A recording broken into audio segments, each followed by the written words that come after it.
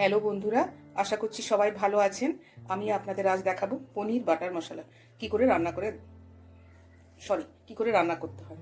এই যে আমি ক্যাপসিকাম আর পেঁয়াজ একটু বড় বড় করে কেটে নিয়েছি, টমেটো, আবার এদিকেও একটু ছোটো সাইজের পেঁয়াজ কাটা আছে, পরে আপনাদের বলছি।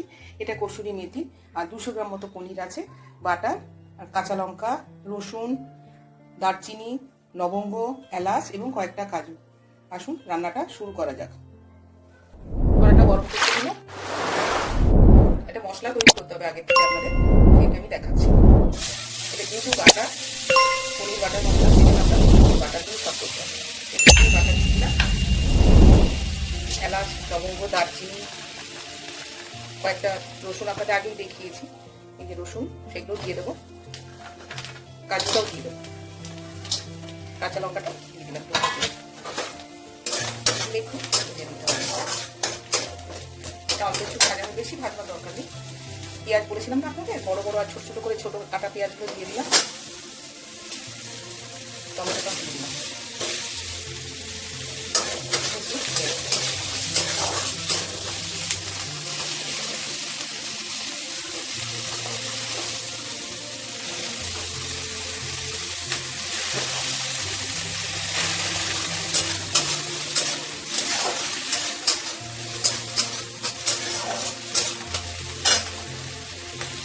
বেশিখানি এটা মশলাটা করে নিতে হবে।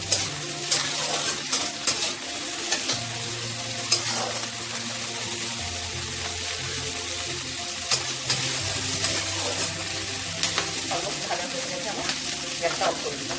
এরপর এটাকে ঠান্ডা করে মিক্সিতে আমি পেস্ট করে নেব। পরে আর একটু বাটার দেবো আমি, বাটার দিয়ে আমি পুরো পনিরটা ভেজে নেব। আপনারা চাইলে এটা টুকরো করে ভাজতে পারেন, আমি এটাকে নুন হলুদ মাখিয়ে রেখেছিলাম, অল্প একটু নুন, একটু হলুদ দিয়ে, যাতে কালারটা ভালো হয়।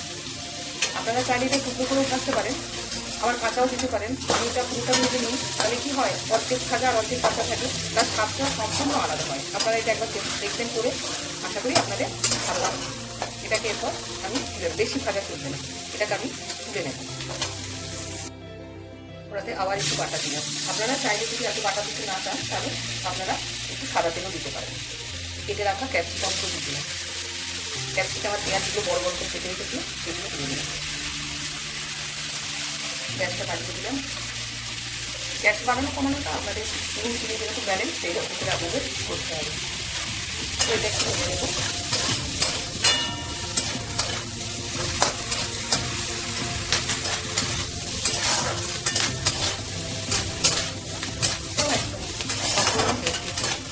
বাচ্চাদের তো খুবই ভালো লাগে। আপনি চাইলে এইরকম বড় বড় করে পেঁয়াজ আর ক্যাপসিকাম কেটে পনিরের টুকরো দিয়ে শুকনো শুকনো না মেরে একটু চাট মশলা দিয়ে বাচ্চাদের টিফিন বক্সে দিয়ে দিতে পারেন, তারা খুবই খুশি হবে। রুটির সঙ্গে রোল করে দিয়ে দেবেন। গ্যাসটা একটু কমিয়ে দিলাম, কমিয়ে নিলাম।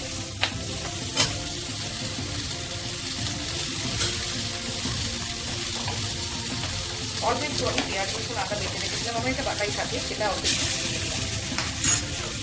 পেঁয়াজ রসুন আদা মশলা পেস্ট করাই থাকে সব।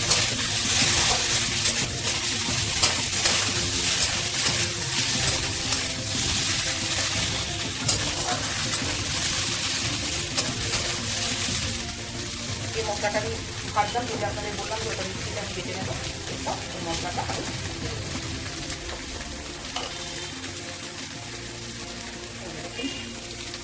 বেটে রেখেছিলাম,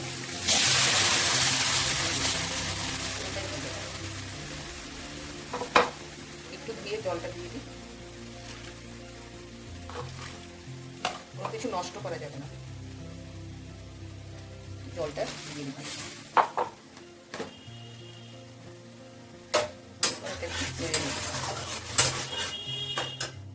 এর মধ্যে কিন্তু আর কোনো হলুদ দেবেন না।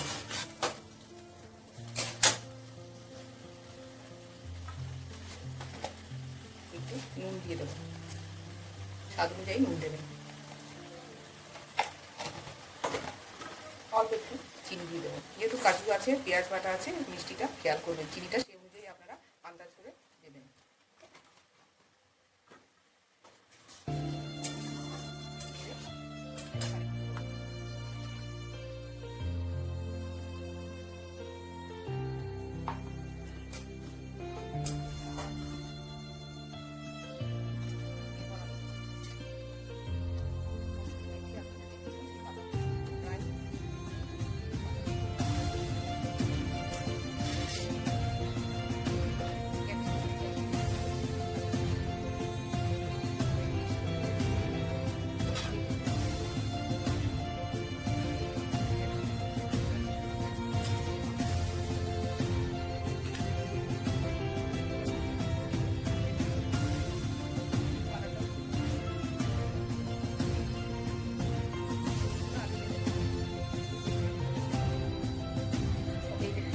ফুটে উঠেছে।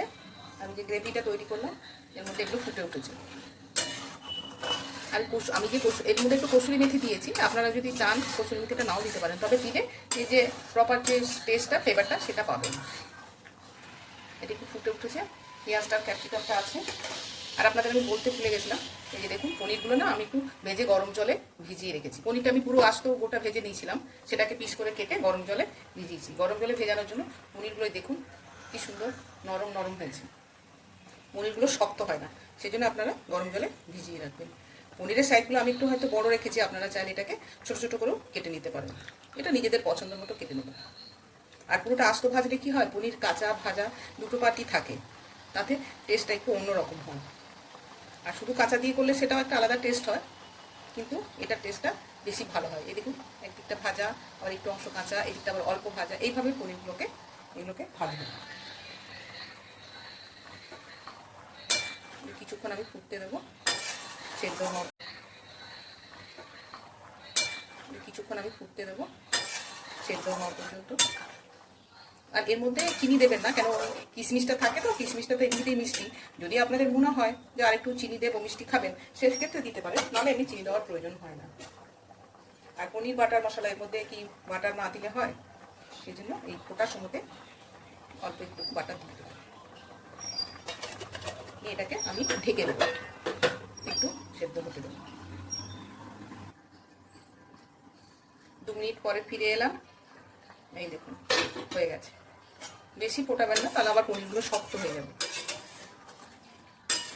কেননা ক্যাপসিকাম আর পেঁয়াজটা তো যখন ভাজা হয় তখনই প্রায় সেদ্ধ হয়ে যায়, তো দেখে নিতে হবে। তাও এই দেখুন সেদ্ধ হয়ে গেছে, পেঁয়াজটাও সেদ্ধ হয়ে গেছে। গ্যাসটা অফ করে দেবো, একটু জোরে ফুটিয়ে নেব।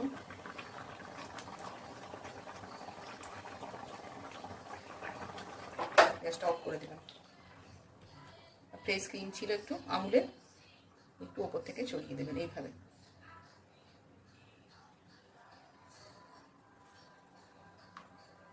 এরপর এটাকে ঢাকা দিয়ে কিছুক্ষণ রেস্টে রেখে দেবো।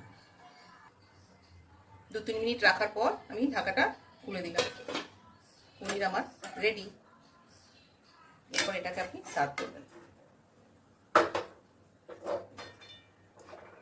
এটা আপনি লুচি, রুটি, পরোটা সব কিছুর সঙ্গে, ভাতের সঙ্গেও খেতে পারেন, কোনো অসুবিধা নেই।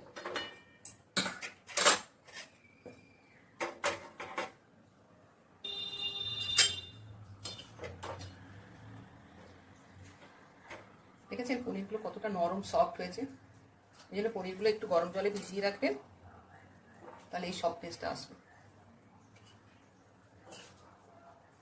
আপনারা বাড়িতে বানিয়ে এরকম রান্না করে খাবেন, কমেন্ট করবেন, শেয়ার করবেন, সাবস্ক্রাইব করবেন। আমার ইউটিউব চ্যানেল আছে, সেখানে গিয়েও আপনারা আমার সব রান্নাই দেখতে পাবেন। প্লিজ প্লিজ আপনারা আমার সাথে থাকবেন। আপনারা আমার সঙ্গে যত শেয়ার করবেন, যত কমেন্ট করবেন, আমি তত উৎসাহ পাব। Thank you. আমি একটু খেয়ে দেখি, গরম আছে তো। সুস্থ থাকবেন, ভালো থাকবেন, বাড়িতে বানিয়ে এরকম রান্না করে খাবেন।